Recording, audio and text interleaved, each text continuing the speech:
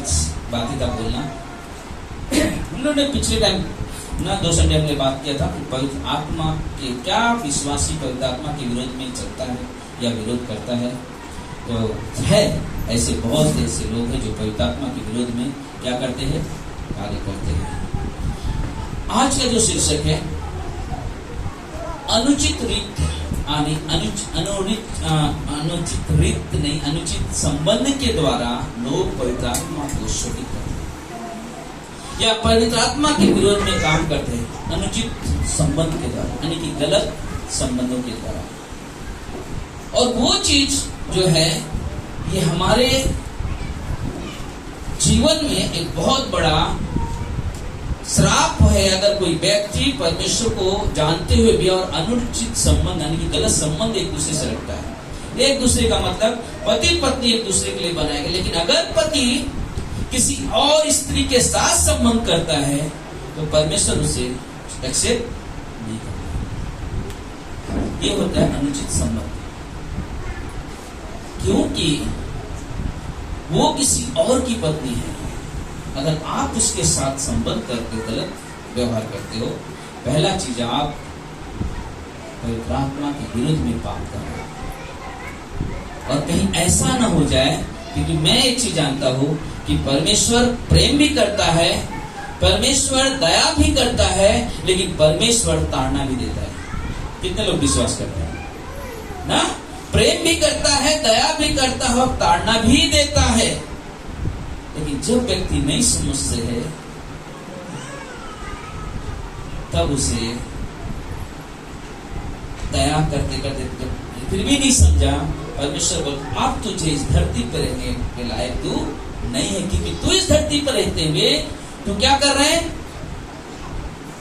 तू गवाही को खराब कर रहा है। क्या बोलेंगे? अगर सोचो एक विश्वासी गलत जीवन जी रहा और एक अविश्वासी देखेगा तो क्या बोलेगा? ये तुम प्रभु के लोग ऐसे काम करते हो, है ना? हम क्या बोलेंगे, क्या उत्तर क्या देंगे? कुछ नहीं दे सकते। मतलब अब्राहम के साथ ऐसा हुआ, इसहाक के साथ ऐसा हुआ, अब्राहम के साथ 2 बार हुआ। अब्राहम एक बार अबीमेलेक के साथ, दूसरा फिरौन के साथ, क्योंकि वो अपने जान बचाने के लिए क्या किया? झूठ बोला कि मेरी पत्नी नहीं, मेरी बहन है। कि उसे मालूम था जो राजा है, ये राजा जिस खूबसूरत औरत को देखेगा उसकी पति को मार देता और उसको रख लेता है।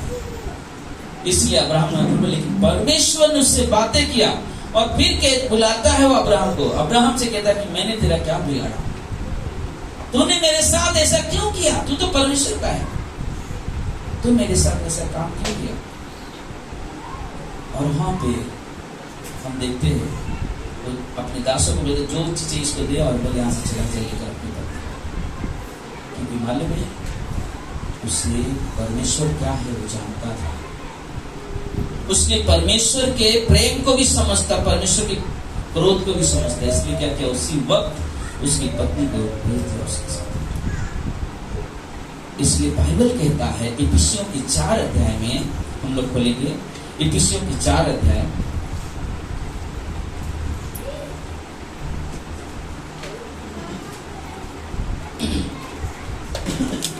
25 वचन में, इस कारण झूठ बोलना छोड़कर हर एक अपने पड़ोसी से सच बोले, क्योंकि हम आपस में एक दूसरे के अंग हैं। क्रोध तो करो पर पाप मत करो। सूर्य अस्त होने तक तुम्हारा क्रोध न रहे और न शैतान को अवसर दो। चोरी करने वाला फिर चोरी ना करे, वरन भले काम करने में अपने हाथों से परिश्रम करे, इसलिए कि जिसे प्रयोजन हो उसे देने को उसके पास कुछ हो। 29 वचन, कोई गंदी बात तुम्हारे मुंह से न निकले, पर आवश्यकता के अनुसार वही निकले जो उन्नति के लिए उत्तम हो, ताकि उससे सुनने वाले पर अनुग्रह हो। परमेश्वर के पवित्र आत्मा को शोकित मत करो, जिससे तुम पर छुटकारे के दिन के लिए छाप दी गई है। सब प्रकार की करवाहट और प्रकोप और क्रोध और कलह, निंदा और बैर भाव समेत से दूर की जाए, एक दूसरे पर कृपालु और करुणामय हो, और जैसे परमेश्वर ने मसीह में तुम्हारे अपराध क्षमा किए, वैसे ही तुम भी एक दूसरे के अपराध क्या करो, क्षमा करो, क्षमा करो। बोले कि एक व्यक्ति, एक विश्वासी कई प्रकार से परमेश्वर के पवित्र आत्मा के विरोध में संबंध करता है। कभी कभी वो अपने परिवार के साथ गलत करता है, लोग के दोस्तों के साथ गलत जीवन जीता है। कई बार ऐसा होता है कि वो अपने जीवन साथी के साथ गलत काम करता है। कई बार होता है गलत व्यवहार होने वाली पत्नी यानी होने वाले पति के साथ गलत, क्योंकि शादी नहीं हुआ है लेकिन शारीरिक संबंध बाहर है। शारीरिक संबंध बाहर क्या हो रहे हैं, पवित्र आत्मा का अपमान कर रहे हैं, पवित्र आत्मा के विरोध में काम कर रहे हैं। बोले कि परमेश्वर इसे कभी भी मान्यता नहीं देता है कि हम ऐसे जीवन जिए, हम ऐसे जीवन जिए ना। कई बार आदमी जहाँ पे कार्य काम करता है, नौकरी करता है, कहाँ वहां पे भी आदमी गलत जीवन जीता है, वहां पे भी गलत संबंध कर सकता है। जो परमेश्वर ने जो वरदान दिया, उस वरदान को ठुकराना भी सबसे बड़ा पाप है। जिस कार्य को सौंपा गया तो उस कार्य को न करना भी ना एक पवित्र आत्मा का अपमान है। डॉक्टर श्रीमन ने कहा, बल्कि एक सप्ताह में एक परिवार आया हमारे कलीसिया में, बल्कि कम से कम 16 लोग एक साथ में आए, और वो लोग कलीसिया में आए। आने के बाद उन्हें बहुत आनंद किया उन्होंने कलीसिया में, और उन्होंने कहा पास्टर हम हाथ बटाएंगे आपके कलीसिया में, हमें कुछ भी काम बता हम करेंगे। उन लोगों ने कुछ सप्ताह बहुत अच्छे से काम करने लगा। सुबह की सभा में आते थे, सब काम करते थे, करके फिर बाद में उन लोग ने क्या किया, एक बार उनका ध्यान करते करते अपने खुद के काम की तरफ चला गया कि अरे यार ये काम जो हम इन समय में करते हैं, कि जो नौकरी करते उससे महान काम तो नहीं है। क्योंकि क्या हो गया, वो उस समय जब वो किया उन्होंने बहुत जोश उत्साह में किया, अच्छे से चल रहे, सब कुछ कर रहे, लेकिन यहाँ पे क्या किया उन्होंने, यहाँ पे आके देख रहे कि वो काम सही नहीं, ये काम सही है। कारण क्या था मालूम है, शुरुआत तो किया अच्छे से, लेकिन उस पर बने हुए नहीं रहे। फिर क्या हो गया, फिर उन्होंने विचार करके परमेश्वर के विरोध में यानी कि पवित्र आत्मा के विरोध में क्या किया, उस कार्य को ठुकरा कर चले गए, ठुकरा के चले गए। उसका जीवन क्या होगा, क्या जीवन अच्छा होगा, नहीं हो सकता। जब हम परमेश्वर के साथ चलते हैं, हम जब परमेश्वर के साथ बैठते हैं, हमारे लिए जरूरी है कि जो संबंध है परमेश्वर के साथ उसे हमें पवित्र रखना है। परमेश्वर के साथ, अपने परिवार के साथ, कलीसिया के साथ, कलीसिया के लोगों के साथ इस संबंध को हमें पवित्र रखना है। अपने स्वार्थ के लिए कोई विरुद्ध कदम मत उठाओ, कोई गलत कदम मत उठाओ, क्योंकि क्या होगा मालूम है, आपके जीवन से किसी और को ठोकर लग सकती है। आपके जीवन से कोई और व्यक्ति उस पाप में जिएगा जो आप उसमें जी रहे हो, जिसमें आप जी रहे हो। इसलिए बहुत है, हम सभी किन्हीं मौके पर कभी ना कभी हम लोग ऐसा हुआ है हमारे साथ कि हम दुखी हुए हैं। जब हम परमेश्वर के प्रेम दयालुता के कारण किसी को आत्मिक बढ़ावा देने की कोशिश कर रहे होते हैं, और पवित्र आत्मा को शोकित होना क्या होता है मैं बताना चाहता हूँ। जब आप किसी ऐसे व्यक्ति को देखते हैं जो एक कलीसिया में परमेश्वर की सेवा करता हुआ बढ़ रहा होता है, और फिर एक समस्या उसके जीवन में और परिवार में आती है, और वह अचानक क्या होता है, परमेश्वर से और उस कलीसिया से दूर जाने लगता है। उस व्यक्ति की समस्या तब शुरू होती है जब उसने अपने जीवन में परमेश्वर के उस काम को जो वह करता था वह उसे क्या कर दिया, इनकार कर दिया। उस समय उसके जीवन में अब समस्या की शुरुआत होती है। क्यों? क्योंकि परमेश्वर क्या करने वाले में, अगर कोई व्यक्ति एक कुर्सी उठा के रखता है ना, वो भी बहुत बड़ा आशीष है। कोई व्यक्ति इस सामान को ले आके रखता है, वो भी बहुत बड़ा आशीष है उसके लिए। अगर कलीसिया आपके ऊपर डिपेंड है, अगर पास्टर आप पे डिपेंड है और आप उस चीज की गलत कर रहे हो, तो बताओ वो भी आपके लिए गलत है, क्योंकि आप अपने परमेश्वर के काम को समझ नहीं पा रहे हो। आप अपने जीवन में परमेश्वर की बुलाहट को समझ नहीं पा रहे हो। आप क्या कर, बस कुछ चीजें आए हमारे जीवन में, हो गया नहीं। हमें जो भी जरूरत है, मैं चीज जानता हूँ, मेरा परमेश्वर बहुत महान है, बहुत दयालु है परमेश्वर। मत्ती के 6:33 में लिखता है, पहले तुम परमेश्वर से धर्म उसके राज की क्या करो, खोज करो, उसके बाद सारी चीजें तुम्हें क्या हो जाएगी।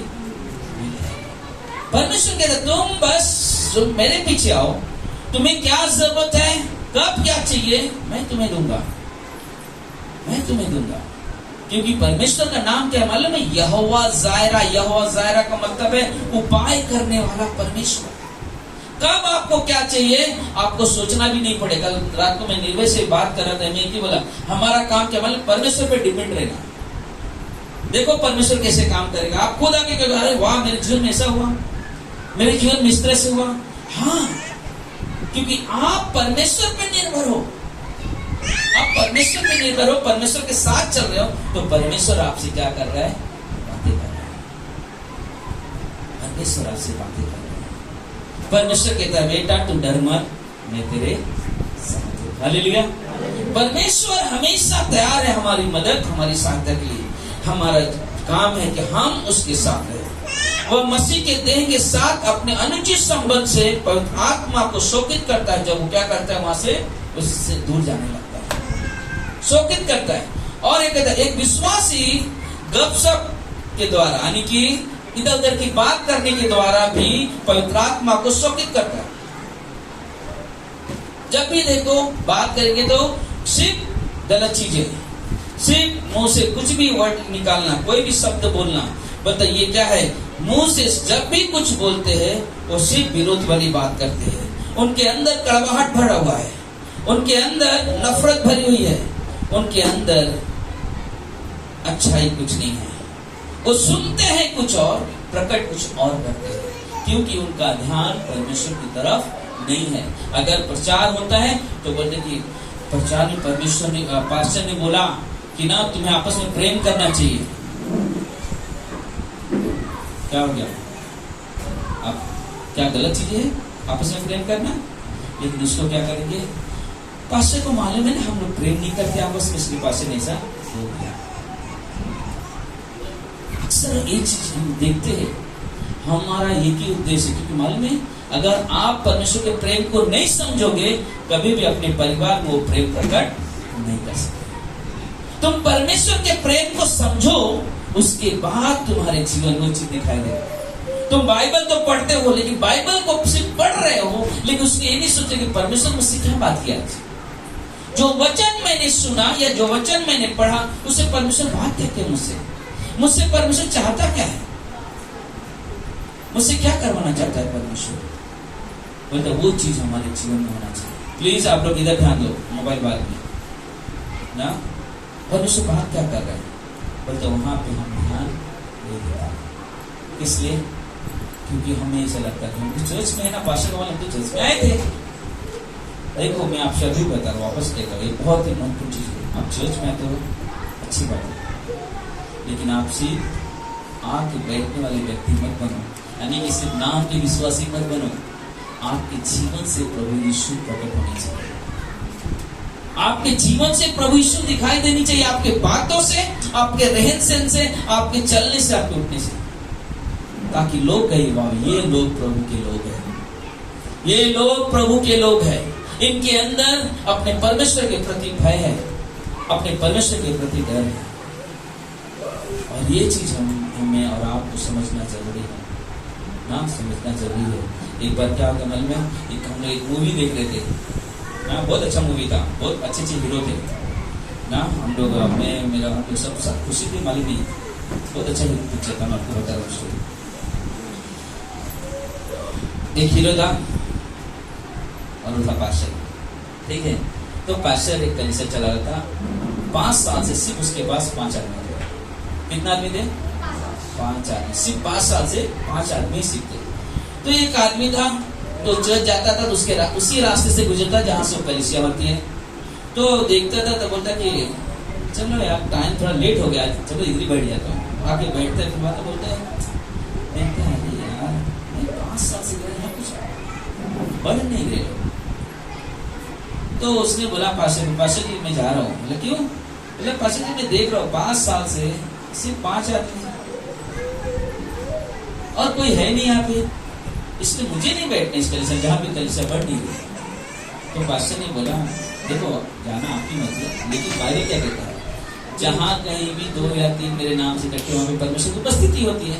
बोलते कि 5 साल से 5 है, लेकिन मैं जानता हूँ मेरे परमेश्वर की उपस्थिति है।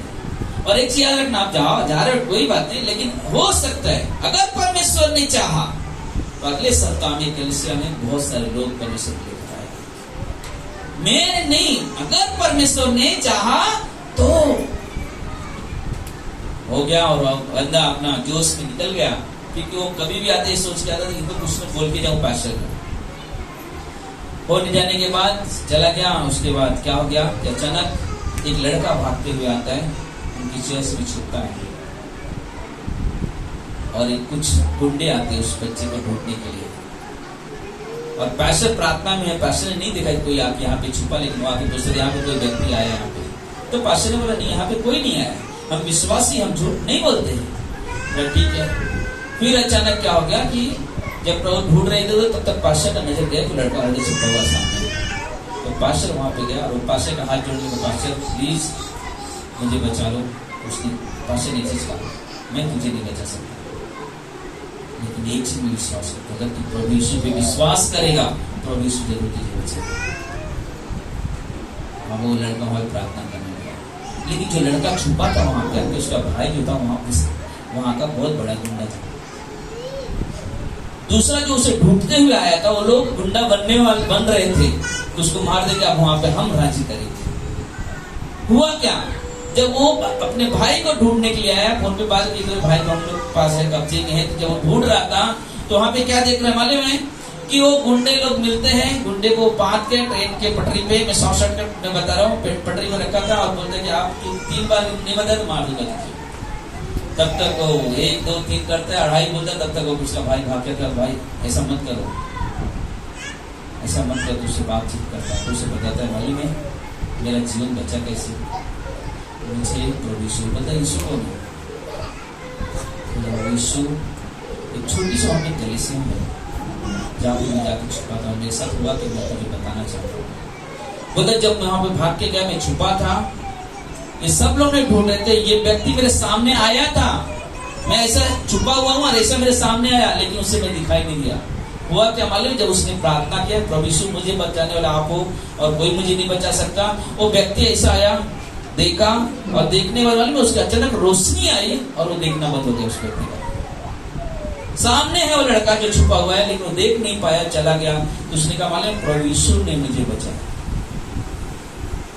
क्या किया उसने मालूम है? अगर प्रभु यीशु ने मेरे भाई को बचाया तो क्यों ना हम सब प्रभु यीशु के पीछे चलते। और सारे गुंडे मिलकर गांव-गांव में जाकर यीशु की प्रचार करने लगे और पूरी कलीसिया, जब संडे के दिन आए, पूरी कलीसिया परमेश्वर की महिमा से भर गई। हालेलुया। तो लोगों ने देखा परमेश्वर किसी से काम करते हैं, लोगों ने देखा कैसे परमेश्वर का। और पास्टर जब आता है वापस, नहीं वो पहले ही आ जाता है पास्टर, तो बैठा हुआ रहता है, बोलता कि 5 ही लोग दिख रहे हैं। लेकिन हाँ आराधना चले, जब सब लोग भरा हुआ देखा तो वो व्यक्ति पास्टर को, पास्टर अरे देखो आज हम आप कितने सारे लोग, परमेश्वर के काम को मैं और आप रोक नहीं सकते। परमेश्वर को मालूम है, परमेश्वर को मालूम है कब क्या करना, इसलिए हमारा काम है परमेश्वर के साथ बने रहे, परमेश्वर के साथ चले। बहुत से लोग ऐसे हैं जो अपने मन में नाराजगी रखते हुए एक दूसरे के प्रति चुप्पी साधे लेते हैं। इन हर कामों में वे आत्मा का अपमान करते हैं। बोलते कि कभी पूछो क्या हो गया, कुछ नहीं, बस नहीं कुछ, कोई बात नहीं, अरे कुछ है गड़बड़ है, कुछ नहीं, कुछ नहीं, कुछ नहीं, अरे क्या हो गया चर्च में, अरे नहीं ऐसी कुछ नहीं, अरे अच्छा टाइम नहीं, कुछ नहीं, अंदर है, लेकिन क्या करें बता नहीं रहे, अंदर है नफरत, प्रकट नहीं कर रहे। क्या कर रहे मालूम है? मेरा नुकसान नहीं कर रहे, अपने खुद के बारे में नुकसान, खुद का जीवन नुकसान करने जा रहे। वो लोग क्या करे? पवित्र आत्मा का अपमान करे। ये चीजें नहीं होनी चाहिए। पवित्र आत्मा को शोकित मत करो, पवित्र आत्मा को शोकित मत करो, पवित्र आत्मा को शोकित मत करो। इसलिए पवित्र आत्मा के अनुसार पवित्र आत्मा से अनुचित संबंध मत बनाओ ना।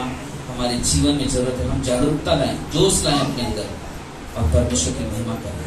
जब उद्धार की प्रार्थना के ना बताइए, कई लोग ऐसा रहते हैं आके कलीसिया बैठेंगे, जब मालूम पड़ा पास्टर ने आमीन बोल दिया तो ये नहीं सोचेंगे कि अभी उद्धार की प्रार्थना होने वाली है, हमारा ध्यान लेकिन वो सोचेंगे बस जल्दी से दरवाजा खोलो जाओ। कर क्या रहे मालूम है?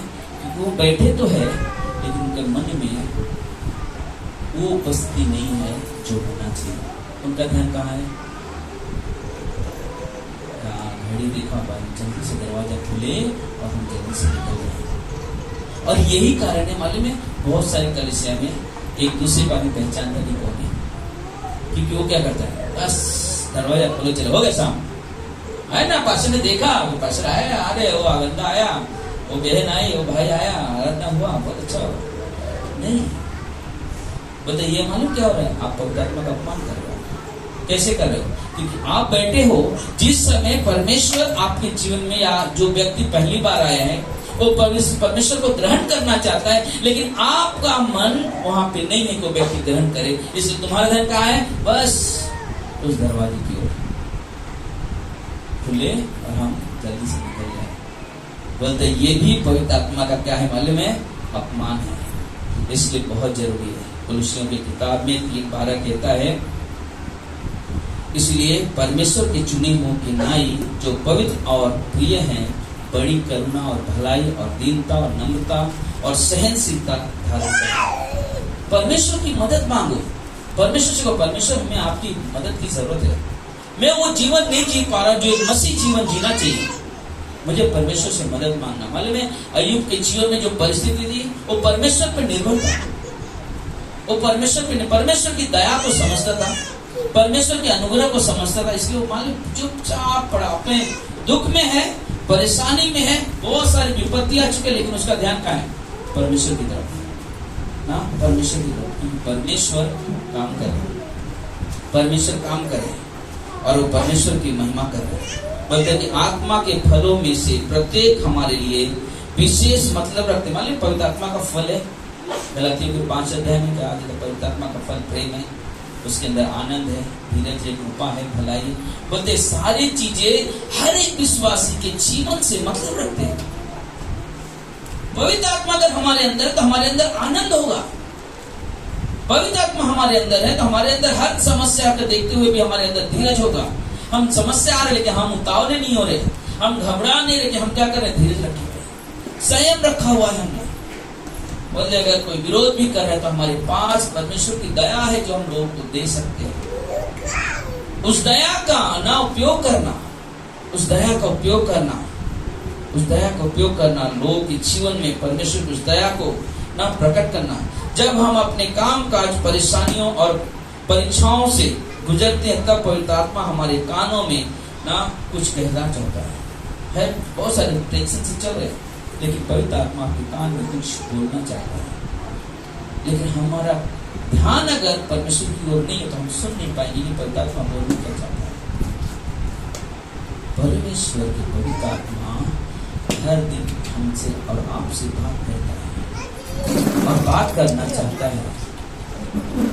अगर आप तैयार हो सुनने के लिए, अगर आप हर दिन जब भी आप बैठते हो तैयार हो, बोले कि हम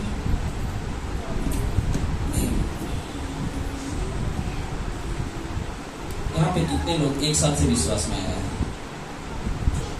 2 महीने से कितने लोग विश्वास में आए हैं? 2 महीना, 3 महीना, एक परिवार। 1 साल से कोई है जो विश्वास में आए? 5 साल से, 6 साल से कितने लोग विश्वास में आए? 6 साल से, 7 साल, 8 साल, कितने लोग हैं? 8 साल, 10 साल, 20 साल, 25 साल, बहुत सारे लोग हैं। ठीक है, यहाँ पे कितने लोगों को पढ़ना आता है? हाथ उठाइए। क्या आपके पास बाइबल है? अगले टाइम याद रखना, बाइबल लेके आना। अगर किसी के पास बाइबल नहीं है, आप पैसा दो, ठीक है, 375 रुपया मैं आपको बाइबल लाके दूंगा कवर के साथ में, ठीक है, 375 रुपया। तो आपका काम क्या है? अगर बाइबल नहीं है, क्योंकि आप देखो आप विश्वासी हो, है ना, विश्वासी हो ना, तो आपके पास बाइबल होनी चाहिए। आप बाइबल नहीं पढ़ रहे, आप कल क्या मालूम है, आप कल वही काम कर रहे हैं, अरे नहीं अच्छा नहीं लगा, चले गए। क्यों? अरे कुछ समझ में नहीं आया। क्यों? क्योंकि आप बाइबल नहीं पढ़ रहे, आपका व्यक्तिगत संबंध नहीं हो रहा है परमेश्वर से, आप परमेश्वर से बात नहीं कर रहे हो, इस वचन को खोलना नहीं चाहते हो। इस खोलोगे ना तो परमेश्वर आपको बात करेगा, आपसे बताएगा क्या करना है आपको, कैसे जीवन जीना ही बताएगा। आप अगर आपके बच्चे हैं, आपके बच्चे को मोबाइल से पहले बाइबल देना सीखो, बाइबल दिलाना सिखाओ। चर्च में आते हो, बाइबल लेके आओ, बाइबल लेके बैठो, बाइबल खोलो, बाइबल क्या कहता है।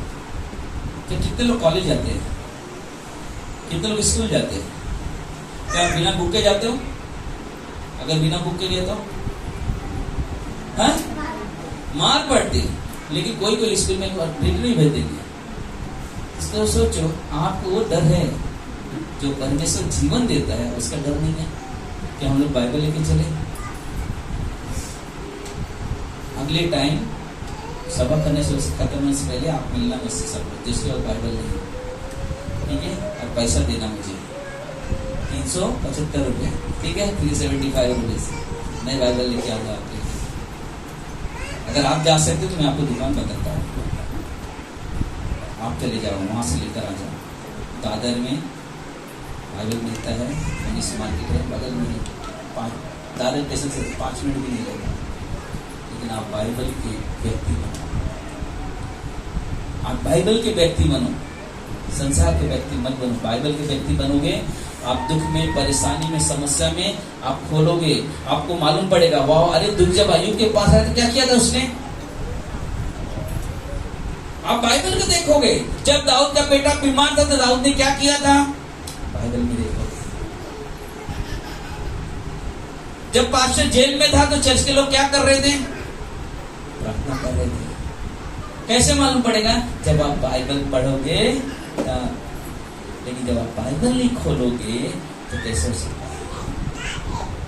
आपको बाइबल हर दिन बोले ना कि शर्माओ मत, ये लेके चलने का ना, शर्माओ मत, ये हमारा सबसे बड़ा हथियार है ना, सबसे बड़ा। इसलिए ना यीशु मसीह ने कहा, क्या बोला शैतान को, मनुष्य केवल रोटी से नहीं परंतु परमेश्वर के मुख से निकलने में हर एक वचन से।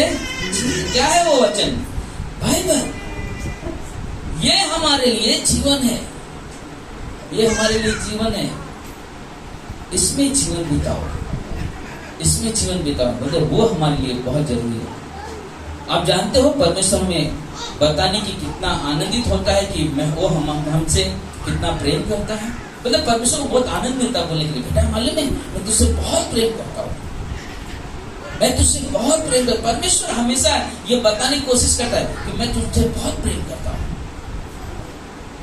हर परिस्थिति में परमेश्वर हमसे हमेशा हर्ष आनंद में कितना प्रेम करता है। मतलब पतरस यीशु मसीह का इनकार किया, कसम भी खा लिया कि मैं पहचानता, कसम से मैं नहीं पहचानता आदमी कौन है। वो वापस चला कहाँ गया, मछली पकड़ने। लेकिन यीशु मसीह वापस वहां पे आकर बुलाता है पतरस की तरह, क्या तुमसे प्रेम करता है? हाँ परमेश्वर, हाँ मैं तुझे एक काम देता हूँ, चल मेरी भेड़ों पे चल। परमेश्वर क्या किया, अपने प्रेम प्रकट किया। आज लोग क्या सोचते हैं, ये आदमी ने बहुत गलत काम किया, ये परमेश्वर सामने कैसे खड़ा हो सकता है।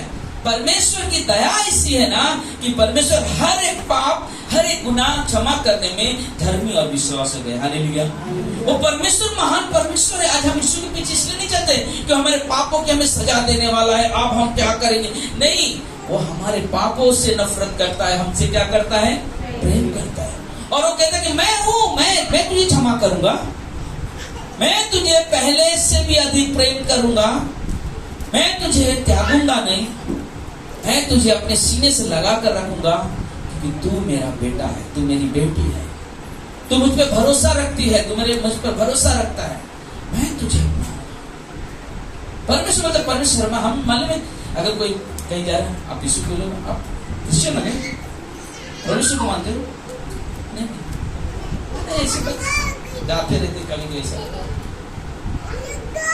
तो एक विश्वासी क्या रियल में अगर विश्वास क्या बोलते, हाँ हम यीशु को प्रेम करते हैं, हाँ हम यीशु से प्रेम करते हैं, यीशु ने हमारे जीवन में काम किया है, मेरे वो पाप जो जितने घिनौने थे यीशु ने मेरे क्षमा कर दिया, इसलिए मैं उससे प्रेम करता और वो मुझसे प्रेम करता, क्योंकि यीशु ने ही कहा है मैं तुझसे बहुत प्रेम करता हूँ।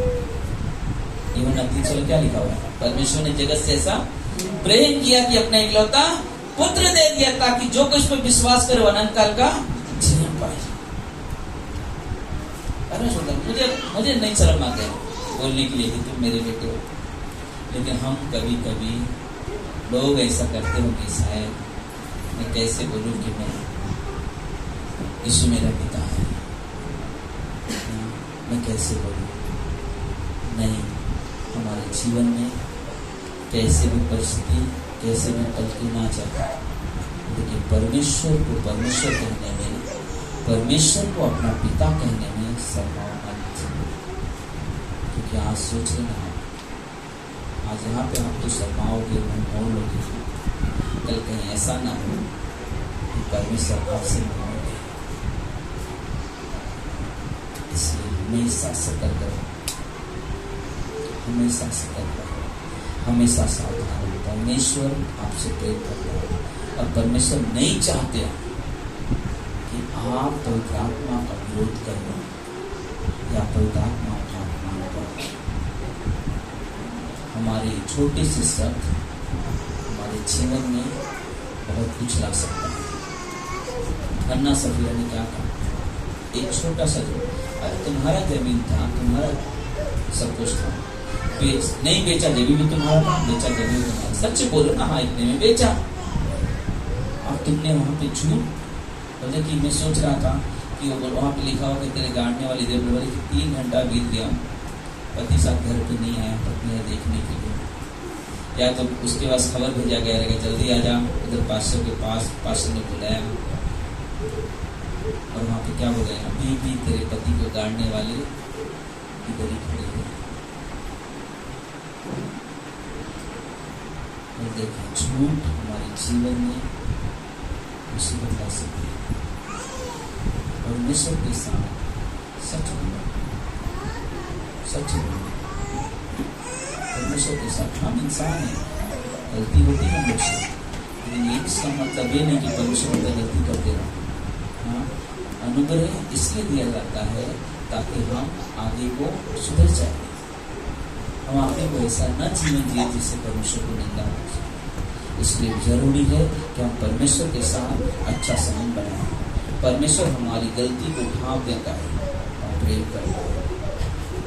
पवित्र आत्मा की अगुवाई में चलो, पवित्र आत्मा को शोकित मत करो, उसका अपमान मत करो, क्योंकि मालूम नहीं वर्ड आपको बोलता है पुत्र मार डाला गया, यीशु मसीह मार डाला गया और पवित्र आत्मा दुनिया में प्रकट हो रहा है और हमें दिखा रहा है कि मसीह कौन है। यह चर्च का, कलीसिया का जीवन है ताकि हम यीशु को जान सके, उसके बारे में सीख सके, विश्वास में उसकी आराधना कर सके, और हमारे लिए सबसे बड़ी आशीष है, हाँ, सबसे बड़ी आशीष है कि हम परमेश्वर को जान सके, हम परमेश्वर के साथ चल सके। अपने जीवन को संभालो, अपने जीवन को संभालो, एक सही दिशा लेकर चलो, एक सही दिशा लेकर चलो। संसार में आपको बहुत चीजें दिखाई देंगी, बहुत सी चीजें दिखाई देंगी जो आपको परमेश्वर से दूर लेके जाएगी। हाँ, तो देखिए आने वाले कुछ सप्ताह में हम लोग एक संदेश बात करेंगे, क्या चीजें हैं जो मुझे परमेश्वर से और कलीसिया से दूर लेके जाती हैं, क्या चीजें हैं जो मुझे परमेश्वर से और कलीसिया से दूर लेके जाती हैं, उसके कार्य से दूर लेके जाती है। 3 चीजें बात करेंगे। और मेरा खुद का मन गढ़ कहानी है, मेरे परमेश्वर का वचन में लिखा हुआ चीजों और हमारे लिए बहुत जरूरी है, हमारे लिए बहुत जरूरी है। आइए हम लोग प्रार्थना करते हैं। प्रिय परमेश्वर प्रभु यीशु, धन्यवाद देते हैं इसके सब महान और अद्भुत समय के लिए प्रभु जी। आप महान परमेश्वर हो राजा, अद्भुत परमेश्वर हो प्रभु जी। हम आपसे विनती करते हैं, प्रार्थना करते हैं, हे पवित्र आत्मा अगुवाई करो, मदद करो, ताकि हम एक विश्वासी जीवन जी सकें, ताकि हम आपका बेटा आपका बेटी बन के चल सकें। चाहे हम जहाँ भी हो, जिस जगह पे भी हो, कभी हम शर्माए नहीं बोलने के लिए कि मैं यीशु की आराधना करता हूँ, या मैं यीशु के पीछे चलता हूँ, या यीशु को अपना परमेश्वर माना है और कोई मेरा परमेश्वर नहीं है। हम कभी भी शर्माए नहीं परमेश्वर। जहाँ भी हो, जिस परिस्थिति में हो प्रभु जी, आपके नाम को उजागर, आपके नाम की बड़ाई करें प्रभु जी। ये हमारी प्रार्थना है प्रभु, आपसे हमारी विनती है परमेश्वर। यहाँ पे लोग हैं प्रभु जी, जो भी आए हैं प्रभु यहाँ पर परमेश्वर, ये सिर्फ बुलाए हुए लोग न बने परमेश्वर, लेकिन चुने हुए प्रजा बने परमेश्वर। क्योंकि प्रभु आपका वचन कहता है बुलाए हुए बहुत ही, चुने हुए थोड़े ही प्रभु जी। लेकिन मेरे पिता, मेरे परमेश्वर, मेरी यही प्रार्थना है प्रभु जी कि हम बुलाए हुए लोग नहीं, हम चुने हुए लोग बने परमेश्वर। हम आपके बेटे बेटियां बने परमेश्वर, हम आपके साथ चल सके प्रभु जी। संसार की अभिलाषाओं से दूर हो प्रभु, और आपके नाम को ऊंचा उठाए, आपके नाम की महिमा करें। ऐसी हमारी विनती है प्रभु आपसे, हमारी प्रार्थना है परमेश्वर प्रभु जी। मदद करो प्रभु, सहायता करो परमेश्वर। हमारा जीवन आपका वो मंदिर बने जहाँ पे आप विराजमान होते हो, जहाँ पे पवित्र आत्मा निवास करते हैं। हमें आपकी जरूरत है परमेश्वर। सबकी आंखें बंद हो, सबके सर झुके। प्रभु यीशु आपके साथ रहना चाहते हैं। अगर आप अपने हृदय को खोलते हो, अपने जीवन में प्रभु को स्थान देते हो, प्रभु आज इसी वक्त आपके जीवन में अपनी आशीष देंगे। अगर आप विश्वास नहीं करते, आपको पवित्र आत्मा से भर देंगे। परमेश्वर आपसे प्रेम करते हैं, परमेश्वर आपके जीवन में रहना चाहते हैं, आपके साथ कार्य करना चाहते हैं। आपका जीवन हमारे यीशु के लिए बहुत कीमती है, हमारे लिए बहुत कीमती है। हे मेरे यीशु राजा, हे मेरे परमेश्वर, दया करो, अनुग्रह करो परमेश्वर। स्वर्ग से अपने हाथ बढ़ाओ प्रभु जी। यह हमारी प्रार्थना है प्रभु आपसे, हमारी विनती है परमेश्वर। मदद करो परमेश्वर, सहायता करो। आइए हम सब खड़े हो जाएंगे अपनी जगह।